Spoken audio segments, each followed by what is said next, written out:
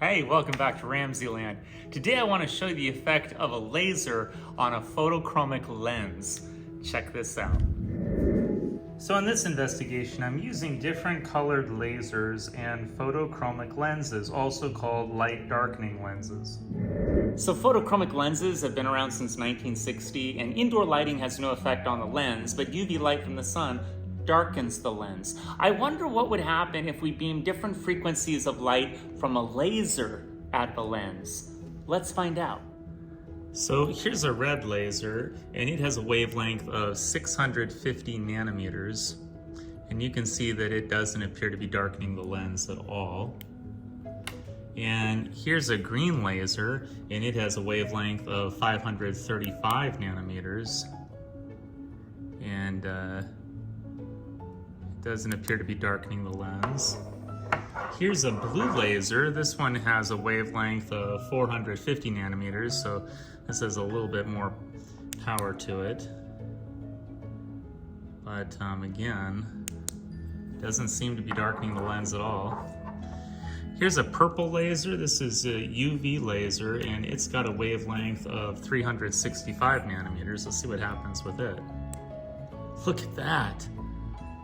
Look how much darker it is. Isn't that amazing? It instantly darkens the lens. Wonder why. So photochromic lenses were made in the 1960s by Donald Stuckey out of glass, silver chloride, and copper. And when UV light that has a short enough wavelength hits the lens, it knocks electrons off the chloride ion, forming silver atoms on the lens that can both deflect and absorb UV light. And that's what colors the lens. That's what darkens it. Now this is a time and temperature sensitive reaction. So if you just leave it alone for about 5 minutes, the reaction reverses itself and they become clear again. Or if you just put it in warm water, it'll become clear again. Now in the 1980s, this was improved because we made them out of plastic lenses and a mostly carbon-based molecule called naphthopyrans. And when this molecule again is hit by UV light, it flattens the molecule, and that's what makes it dark. And again, it's time and temperature sensitive, so if you just leave it alone or put it in some warm water, it'll turn clear again, and that's what darkens the lens. It's all about the wavelength of light. If it's short enough and it has enough energy, it'll darken the lens, and that's why that violet laser would work, but the blue or the red or the green lasers seem to have no effect.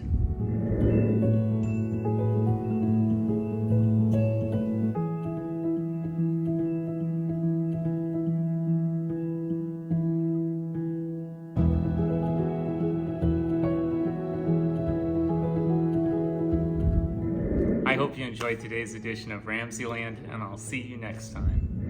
If you enjoyed this presentation, be sure to remember to like and subscribe.